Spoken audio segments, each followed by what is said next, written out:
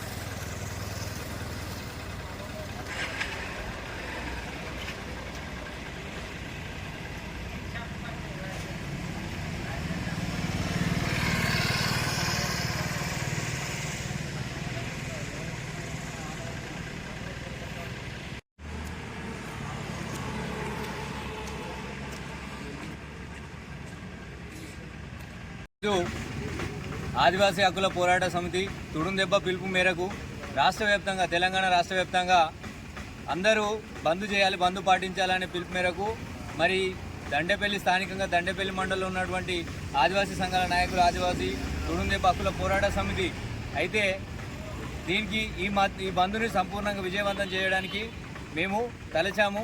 అయితే ఈ బంద్ అనే ముఖ్య ఉద్దేశం ఏంటంటే కుమ్రం భీం ఆసిఫాబాద్ జిల్లా జైనూర్ మండలంలో దేవగూడ గ్రామానికి ఒక గూడానికి చెందినటువంటి ఆదివాసీ మహిళ, ఆ మహిళపై అత్యాచారం మరియు హత్య చేసే యత్నం జరిగింది.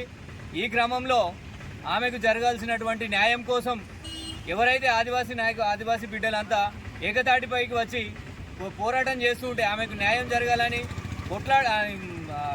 జరగాలని ఉద్దేశంతో ముందుకు రావడం జరిగితే దాన్ని వాళ్ళు ఇది లా అండ్ ఆర్డర్ సమస్య అని చెప్పేసి 144 సెక్షన్ పెట్టడం, అలాగే కనిపించిన వాళ్ళని అక్రమంగా బనాయిస్తూ వాళ్ళ జైల్లో పాలు చేయడం, తర్వాత ఏదైతే మహిళకు అన్యాయం జరిగిందో ఆ మహిళ విషయంలో సరైన న్యాయం చేసే దిశగా చర్చలు జరగకపోవడం, ఈ కారణాలతోటి ఈ బంద్కు పిలుపునివ్వడం జరిగింది.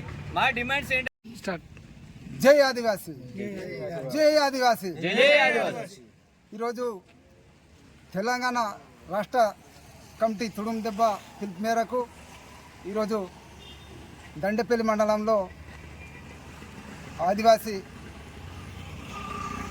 పిలుపు వ్యాపారకర్త అన్ని చిన్న సన్న వ్యాపారస్తులు కూడా ఈరోజు బంద్కు మద్దతు పలిపిన అందరికీ కూడా నా ధన్యవాదాలు.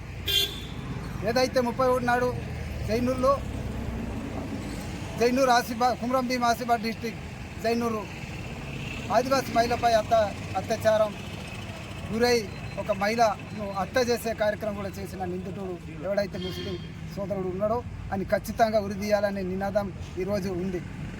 కావున దాని మీద అత్యాచారం చేసి ఒక ఆదివాసీ మహిళకే, ఆదివాసీ ఒక దేవతకే అన్యాయం జరిగి ఆ బాధలు ఉంటే మరి ఆదివాసులపై ఒక 200 మంది మీద ఆక్రమణ కేసులు ఈరోజు చేయడం జరిగింది. అవి కూడా